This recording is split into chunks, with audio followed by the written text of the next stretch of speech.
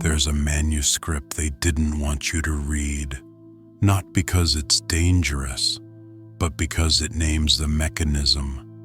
It describes beings who don't chain you. They don't need to. They've learned something far more efficient: redirection. You think you're choosing. You think you're reacting. You think you're fighting back. But every move you make was already mapped. Every emotion you feel was already expected. And the moment you believe you're free, that's when the loop tightens. This isn't about conspiracy. This isn't about hidden elites or shadow governments. This is older, deeper, and it's written in texts that were buried for 1,600 years. If this story is touching something in you, comment below where you're watching from and what time it is there. The Gnostic texts, specifically the ones found at Nag Hammadi in 1945, describe entities called Archons, not demons, not gods, administrators, beings who operate the system you mistake for reality. And their primary tool isn't force, it's misdirection. They don't control your body, they control where your attention goes. They don't steal your will, they redirect it into loops that feel like freedom but function like cages. Here's what most people miss. The Archons aren't trying to stop you. They're trying to keep you busy. Busy reacting, busy defending, busy chasing, busy hating, busy hoping. As long as you're moving within the system, you're not threatening it. You're powering it. The texts say this clearly. They do not seek to destroy the soul. They seek to keep it occupied. And occupation is the perfect word. Because you're not enslaved, you're engaged. You're emotionally invested. Your identity locked. You believe the conflict is real. You believe the stakes matter. You believe your side is righteous and the other side is evil. And while you fight that war, the war you can't see continues undisturbed. Let me show you how the redirect works. Imagine you're walking down a hallway. At the end of that hallway is a door. That door leads somewhere you're not supposed to go, somewhere that would change everything. But before you reach it, a voice calls out from a side room. It sounds urgent. It sounds important. It sounds like you. So you turn, you enter the room, and inside there's a problem, a real problem, something that demands your attention, something that makes you feel anger maybe, or fear, or hope, and you engage with it fully, deeply. You forget about the hallway. You forget about the door. That's the redirect. And here's the key. The problem in the room is real. The emotion you feel is real. The threat is real. But the function of that reality is to keep you away from the door. The Archons don't create fake problems. They amplify real ones. They don't lie to you. They show you partial truths and let your mind complete the pattern. They don't force you to react. They create conditions where reaction feels like the only sane response. And once you react, you're in the loop. The Gnostic term for this is hymermene, fate, but not destiny. It's the weight of cause and effect, the momentum of reaction. You react to something, which creates a consequence, which triggers another reaction, which creates another consequence, and the whole time you believe you're acting freely. You believe you're choosing, but you're not choosing the game. You're only choosing moves within the game. The texts describe this as a net, not a prison with walls, a net made of your own responses. So the question isn't, Are the Archons real? The question is there a system that functions exactly like the texts describe? And if you look, really look, you'll see it everywhere. The texts were found in a jar. December 1945, Nag Hammadi, Egypt. A farmer digging for fertilizer near a boulder. Inside, 13 leather-bound codices, 52 texts. Most of them had been buried since the 4th century, hidden by monks who knew the Roman Church was burning everything that didn't fit the narrative. Among those texts, the Hypostasis of the Archons and the Apocryphon of John. These aren't metaphors. These aren't parables.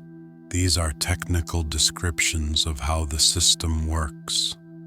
Let me read you something. The Archons took counsel with one another and said, "Come, let us cause a deep sleep to fall upon Adam." And he slept. Now the deep sleep that they caused to fall upon him was ignorance. Notice what it doesn't say. It doesn't say they hurt him. It doesn't say they chained him. It says they put him to sleep. And the sleep is ignorance, not stupidity, not lack of information. Ignorance of the mechanism. You don't know you're asleep. That's the whole point. The text continues. They opened his side, but they could not touch the power within him. They could only touch his perception. Read that again. They could only touch his perception, not his soul, not his divine spark, not his core, just what he perceives, what he pays attention to, what he believes is real, what he thinks matters. And that's enough, because if you control perception, you control behavior. If you control attention, you control energy. If you control reaction, you control the entire trajectory of a life. The Apocryphon of John goes further. It describes the Archons as beings who feed on fear, grief, and confusion. Not metaphorically, functionally. They require human emotional output the way a machine requires fuel, and they've designed a system that generates it constantly. But here's the key line. They cannot create, they can only imitate and redirect. They can't make you feel something that isn't already in you. They can't invent desires. They can't fabricate meaning. What they can do is amplify what's already there and point it in a direction that serves the system. You want justice? They'll show you injustice and give you a target. You want safety? They'll show you danger and sell you a solution. You want meaning? They'll show you a cause and make you a soldier. And the whole time you think you're acting from your own will. You think you're fighting for something true, but the fight itself is the redirect. The emotion you feel is the fuel, and the meaning you've attached to it is the chain. The Gnostic term for this is Kanoma, the hollow realm, a place that looks full but contains nothing, a reality made of reactions to reactions, no center, no source, just endless reflection. And the Archons don't rule it, they maintain it. They keep the mirrors angled correctly, they keep the emotional triggers fresh, they keep the conflicts alive. Not because they hate you, but because a calm human is a useless human. A silent mind doesn't generate energy. A sovereign will doesn't feed the system, so they redirect. They don't stop you from seeking truth. They flood you with 1,000 versions of it. They don't stop you from feeling. They make sure you feel constantly about everything in ways that lead nowhere. They don't stop you from choosing. They just make sure every choice you're given keeps you inside the maze. And here's the worst part. You defend the redirect. You defend it because it feels like you. It feels like your values, your identity, your purpose. The redirect doesn't feel like control. It feels like clarity. It feels like finally understanding what's wrong, finally knowing who the enemy is, finally having a mission. And that's when they have you.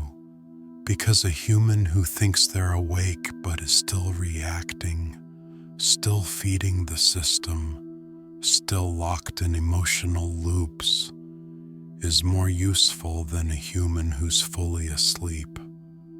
At least the sleeper isn't generating energy, but you're burning. There are 3 mechanisms, 3 ways the redirect operates without you ever noticing. And once you see them, you can't unsee them. They're not hidden. They're everywhere. You've been living inside them your entire life. Mechanism 1, the emotion loop. This is the simplest and the most effective. You feel something strong, anger, fear, desire, hope.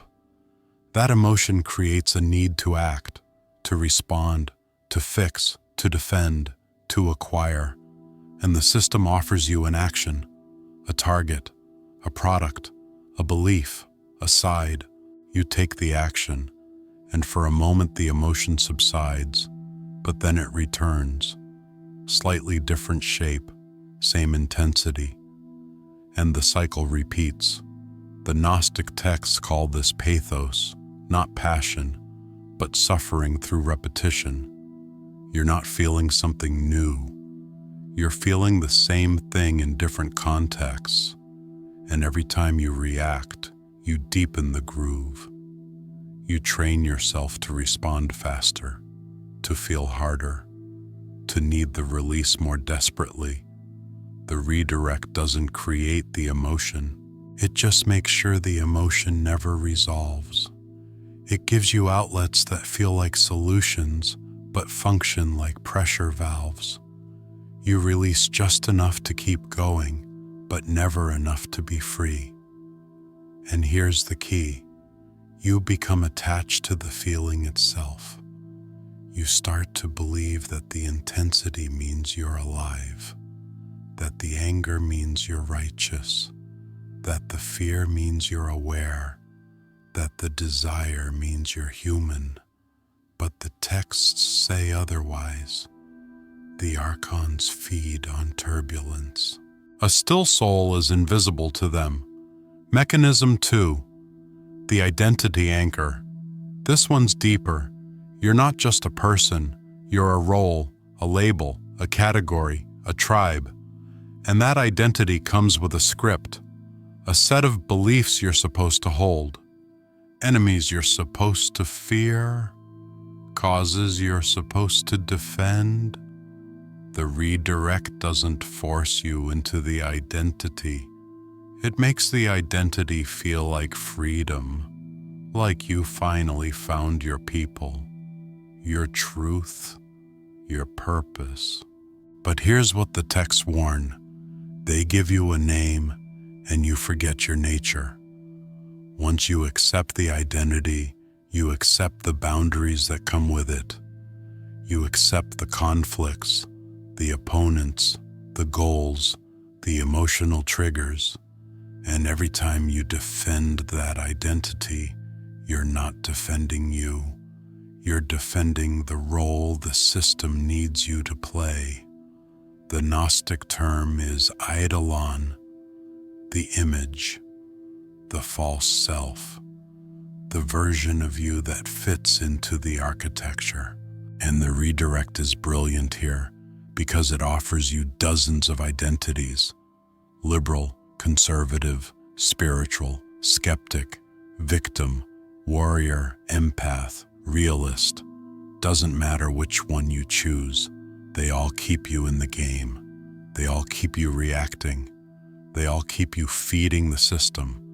The only identity the system fears is no identity at all.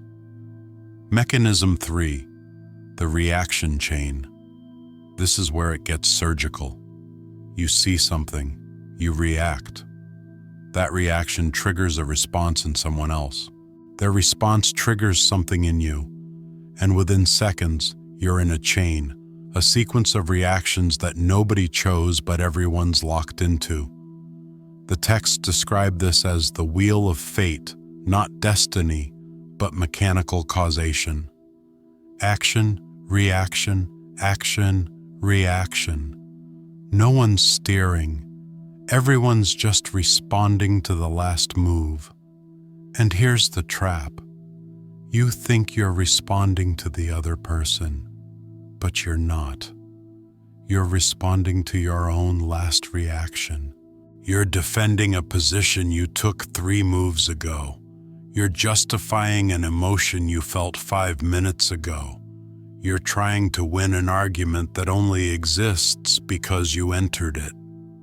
The redirect doesn't need to control you directly. It just needs to start the chain. After that, you do the work yourself. The Apocryphon of John puts it plainly. They set one soul against another and call it justice. They set one thought against another and call it reason. But it is only reaction. And reaction is bondage.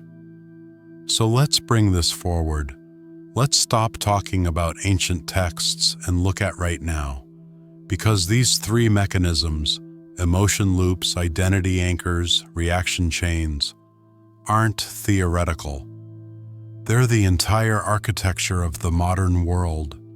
Open your phone right now, scroll for 30 seconds, any platform. Doesn't matter which one. Count how many times you feel something. Anger, outrage, envy, fear, amusement, desire, disgust. Now count how many times you chose to feel it. 0, you didn't choose, you reacted, and that reaction was predicted, engineered, tested, optimized. Welcome to the modern mirror. The architecture is identical. The mechanisms are the same. Emotion loops, identity anchors, reaction chains. The only difference is speed. What took the Archons years to build into a human life now happens in seconds. Let's start with social media, because it's the most obvious. Every platform is designed around one principle: maximize engagement. And engagement is just a corporate word for reaction. They don't care if you're happy or angry. They care that you're feeling something strong enough to stay. The algorithm doesn't show you what you want. It shows you what triggers you, what makes you pause, what makes you click, what makes you comment, what makes you share. And here's the key: it's not random. The system has studied you. It knows what you fear, what you hate, what you desire, what you defend. It knows your identity anchors. It knows your emotional triggers, and it feeds them to you in an endless stream. You think you're scrolling, you're being redirected. Every post that makes you angry, redirect. Every headline that makes you afraid, redirect. Every image that makes you compare yourself, redirect. You're not consuming content, you're feeding the loop. And the loop is designed to never resolve. There's always another post, another outrage, another threat, another thing you need to react to. The Gnostic texts warned about this exact structure. They will build a world of images, and the images will move, and you will believe the movement is life. Now let's talk about outrage cycles. Every few weeks there's a new thing, a new scandal, a new villain, a new crisis, and it feels urgent. It feels like this one matters. This one is different. This one you can't ignore. So you engage, you share, you argue, you defend, you attack, and then it fades. Not because it was resolved, but because the next thing arrived, and you move to that. Same intensity, same certainty, same emotional investment. This is the reaction chain at scale. The system doesn't need to control what you think. It just needs to control what you're thinking about. It just needs to keep you reacting, keep you emotionally activated, keep you in the loop. Because a calm human asks dangerous questions. A calm human notices patterns. A calm human stops feeding the system. Now let's go deeper. Dopamine architecture. Every like, every notification, every message, every match, every reward. It's all built on the same neural pathway, the one that responds to unpredictable rewards. You don't know when the next hit is coming, so you check, you refresh, you scroll, you wait. The Gnostic term for this is epithymia, craving without object. You're not craving something specific. You're craving the feeling of craving, the anticipation, the possibility, and the system gives you just enough to keep you hoping, but never enough to satisfy. That's the redirect. You think you're looking for connection, for validation, for meaning, but what you're actually doing is training yourself to need the system. And here's where it gets dark. You start to defend it. You defend the platform that's harvesting your attention. You defend the outrage cycle that's draining your energy. You defend the identity that's keeping you in conflict, because it feels like you. It feels like your values, your awareness, your truth. But the texts ask a different question. If you cannot sit in silence for 1 hour without reaching for distraction, who is in control? Not the Archons, the redirect. You need to know when it's happening, not afterward, not when you're calm and reflecting, in the moment, while the redirect is active, while you're still inside it. Because the redirect doesn't announce itself. It feels like clarity, like urgency, like truth. And by the time you realize you've been steered, you've already spent hours, sometimes days, locked in the loop. So here are the 5 signs. Sign 1. Repetition without resolution. You keep returning to the same thought, the same argument, the same fear, the same anger. You think about it in the shower, while you're driving, before you sleep. You replay conversations that haven't happened yet. You rehearse defenses for attacks that might never come. And here's the key. Nothing changes. You're not solving anything. You're not learning anything. You're not moving toward anything. You're just circling. The Gnostic texts call this the labyrinth, a structure designed not to trap you in one place, but to keep you walking without arriving. If you notice repetition, if the same emotional charge keeps returning in different forms, you're being redirected. Sign 2. Urgency without consequence. Everything feels urgent. Everything feels like it matters right now. Like if you don't respond, if you don't act, if you don't take a side, something terrible will happen. But here's the test. What happens if you wait? What happens if you do nothing for 24 hours? For a week? In most cases, nothing. The crisis fades. The outrage moves on. The thing that felt life or death becomes irrelevant. That's the redirect. It creates false urgency to bypass your discernment, to make you react before you can think, to lock you into the emotion before you can question it. The texts warn, they will make you believe the moment is always now. That delay is death, but the soul that can wait cannot be controlled. If it feels urgent but has no real consequence, you're being redirected. Sign 3. Binary choice. You're presented with two options, two sides, two positions, and both feel absolute. You're either this or that, righteous or complicit, awake or asleep, with us or against us. But here's what the redirect hides: the third option, the fourth, the 10th, the option to not choose, to not engage, to not accept the frame. The Gnostic term is duality trap, the illusion that reality is made of opposites and you must pick one.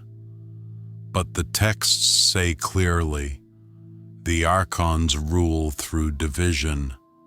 They cannot control the one who refuses the split. If every issue feels like a binary, if nuance feels like betrayal, you're being redirected. Sign 4, emotional hijack. You were calm, you were fine. Then you saw something, read something, heard something, and now you're not calm. Now you're angry, afraid, anxious, disgusted. And the feeling is strong, stronger than the situation warrants, stronger than your normal baseline. That's the hijack. The redirect doesn't create the emotion, it amplifies it. It takes a small trigger and turns it into a flood. And once you're flooded, you're not thinking clearly, you're not choosing freely, you're reacting. The texts describe this as the storm, a sudden surge that clouds perception and makes the redirect feel like instinct. If your emotional state shifts dramatically in response to external input, and you didn't choose the shift, you're being redirected. Sign 5, the illusion of agency. This is the subtlest and the most dangerous. You feel like you're choosing, like you're acting from your own will, like you're fighting for something that matters to you. But here's the test. Can you stop? Can you walk away from the argument? Can you stop checking the news?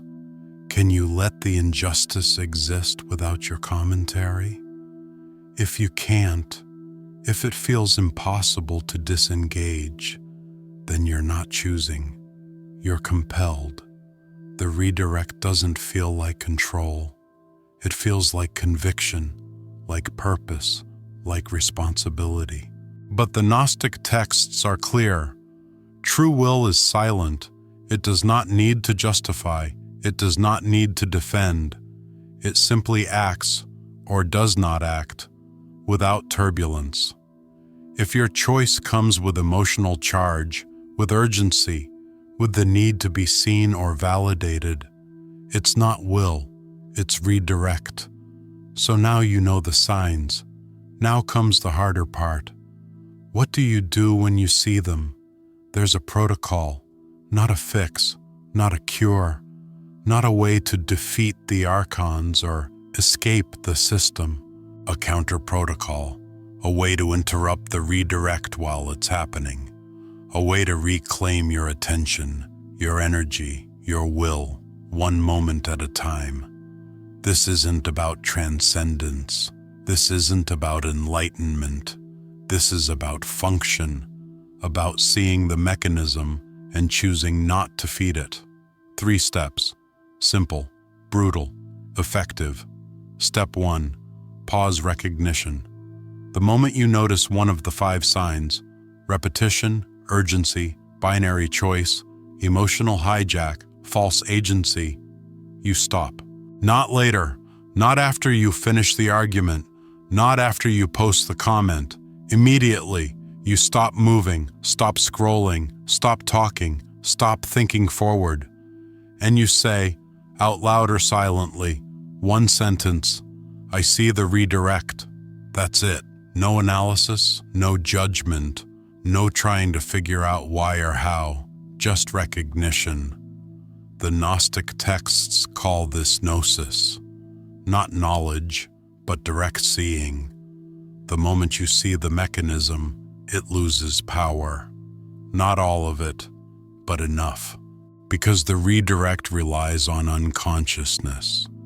It requires you to be inside the emotion, inside the loop, inside the identity, without knowing you're inside. The moment you step back and name it, you're no longer fully captured. You're watching, and the Archons can't redirect a watcher. Step 2, pattern mapping. Once you've paused, you ask one question. Where does this lead? Not where you want it to lead, not where it should lead, where it actually leads. If you keep scrolling, where does that take you? If you keep arguing, where does that take you? If you keep defending this identity, this position, this emotion, where does that take you? Trace the pattern forward, not in theory, in reality. The last time you felt this exact way, what happened? Did anything change? Did you gain clarity? Did you move closer to freedom? Or did you just burn energy, feel exhausted, and wake up the next day with the same loop waiting for you? The texts say, the soul that maps the pattern can no longer be caught by it. Because once you see where the redirect leads, once you see that it's a circle, not a path, the urgency fades, the compulsion weakens. You're no longer reacting. You're observing causation. Step 3, sovereign choice. Now you choose, not from emotion, not from identity, not from reaction, from will. And here's the key. Sovereign choice includes doing nothing. It includes walking away. It includes letting the injustice stand. It includes allowing the argument to go unanswered. It includes watching the outrage cycle continue without your participation. This is the hardest part. Because the redirect has trained you to believe that silence is complicity, that inaction is weakness, that if you don't engage, you're part of the problem. But the texts say the opposite. The Archons cannot feed on silence. They cannot redirect stillness. The soul that refuses to move becomes invisible. Sovereign choice means you act only when action serves your will, not the system's need for your energy. You speak only when speech creates clarity, not when it feeds the loop. You engage only when engagement moves you toward freedom, not when it locks you deeper into the maze. And most of the time, you do nothing. You watch, you breathe. You let the redirect pass through you like wind through an open window. No resistance, no reaction, no fuel. This protocol doesn't destroy the system. It doesn't wake up the masses. It doesn't save the world. It saves you. One redirect at a time, one pause at a time, one sovereign choice at a time. And over weeks, months, years, you start to notice something. The loops lose their grip, the urgency fades, the identities feel hollow, the emotions still come, but they don't control you. You become something the system can't use, a still point in a world of turbulence. But here's where most people fail.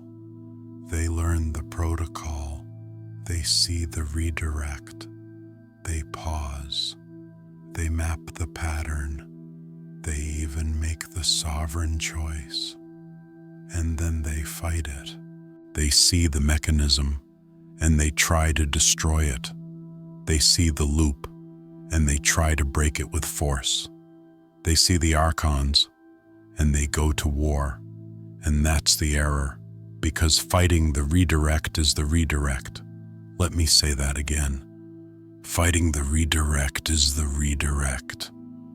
The moment you turn the protocol into a battle, the moment you make it about defeating the system, exposing the Archons, waking up the masses, you're back inside. You're back in the emotion loop. Back in the identity anchor, back in the reaction chain. You've just changed the content of the redirect. But the function is identical. The texts warn about this explicitly. The Archons do not fear your resistance. They feed on it. Resistance is reaction, and reaction is fuel. Think about it. You see the manipulation. You get angry. You want to fight back. You want to expose it. You want to stop it. That anger, redirect. That urgency to act, redirect. That need to be the one who sees, who knows, who fights, redirect. The system doesn't care if you're fighting for it or against it. It only cares that you're engaged, that you're emotionally activated, that you're feeding energy into the architecture. A warrior is just as useful as a slave, maybe more useful, because the warrior believes they're free. So here's the counterintuitive truth. The way out is not through force. It's through withdrawal, not physical withdrawal, not hiding in a cave or disconnecting from the world. Energetic withdrawal. You stop feeding the system. You stop giving it your attention, your emotion, your reaction, your identity. You see the redirect, and you let it pass. No fight, no resistance, no need to prove it wrong or stop it or save anyone from it. You just don't participate. The Gnostic term for this is apatheia, not apathy, but non-suffering. The state of being unmoved, not because you don't care, but because you're no longer hooked. You see the outrage cycle, and you don't engage. You see the binary choice, and you don't pick a side. You see the emotional hijack, and you let the emotion move through you without acting on it. You become transparent to the redirect. It passes through you. It finds nothing to grip, nothing to amplify, nothing to steer. And here's what the texts promise. The soul that offers no resistance cannot be opposed. This is the hardest teaching, because it feels like surrender, it feels like weakness, it feels like letting evil win. But the texts ask, what is evil but the belief that you must fight it? The redirect doesn't need you to win. It doesn't need you to lose. It just needs you in the arena. And the moment you refuse to enter, the moment you choose silence over speech, stillness over action, observation over reaction, you're no longer playing the game.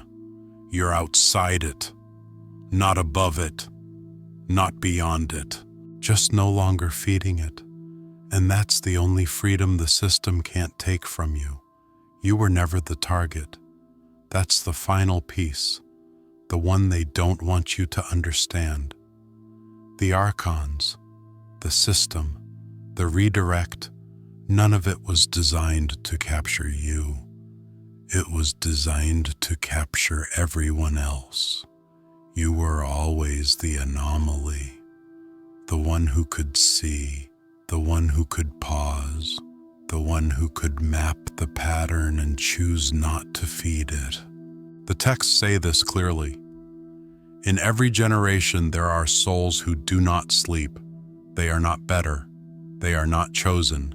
They simply remember. Remember what? That they are not the role, not the emotion, not the reaction, that beneath the identity, beneath the loop, beneath the redirect, there is something unmoved. The Gnostics called it the divine spark, not a religious concept, not a metaphor, a function, the part of you that can observe without being absorbed, that can feel without being controlled, that can see the mechanism without becoming part of it. And here's what the system fears: a human who knows they have it, because once you know, once you've felt that stillness, that clarity, that sovereign will, you can't be fully redirected anymore. You'll still feel the pull. You'll still notice the urgency. You'll still see the binary choices and the emotional hijacks. But you'll also see through them. And the moment you see through, you become dangerous. Not because you fight, not because you resist, not because you expose or attack or wage war, but because you stop feeding the system. You stop giving it your attention, your energy, your reaction, your identity. And a system that runs on human energy, on turbulence, on conflict, on emotional activation, cannot function without participants. The text described this as the watcher's position. The one who watches does not act from the storm. They act from the stillness, and the stillness cannot be redirected. This is not passivity. This is not detachment. This is not spiritual bypassing. This is precision.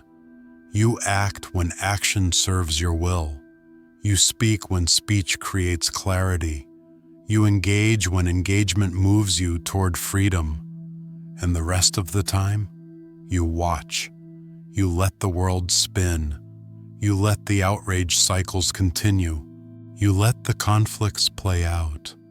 You let the redirects pass through the collective like waves through water, and you remain still. Not because you don't care, but because you've seen the pattern. You've mapped the mechanism. You know where the redirect leads, and you've chosen a different path. There's a line in the Gospel of Thomas, one of the Nag Hammadi texts, that most people misread. If you bring forth what is within you, what you bring forth will save you. If you do not bring forth what is within you, what you do not bring forth will destroy you. People think it's about expressing yourself, about being authentic, about sharing your truth, but it's not. It's about the spark. If you bring forth the part of you that sees, the part that can pause, that can map, that can choose, that will save you. If you don't, if you stay asleep, if you keep reacting, if you keep feeding the redirect, that ignorance will destroy you. Not dramatically, not violently, quietly. You'll live your whole life inside the loop. You'll fight battles that were designed for you. You'll defend identities that were given to you. You'll feel emotions that were amplified in you. And you'll never know. You'll never know that there was another option, another way, another version of you that could have watched instead of reacted. So here's the final question. What are you going to do with this? Are you going to fight it? Turn it into a new identity, a new mission, a new thing to be right about? Or are you going to practice it? One redirect at a time, one pause at a time, one sovereign choice at a time. Because the system doesn't care if you know about it. It only cares if you stop feeding it. And that choice, that singular, silent, sovereign choice, is the only power the Archons can't touch.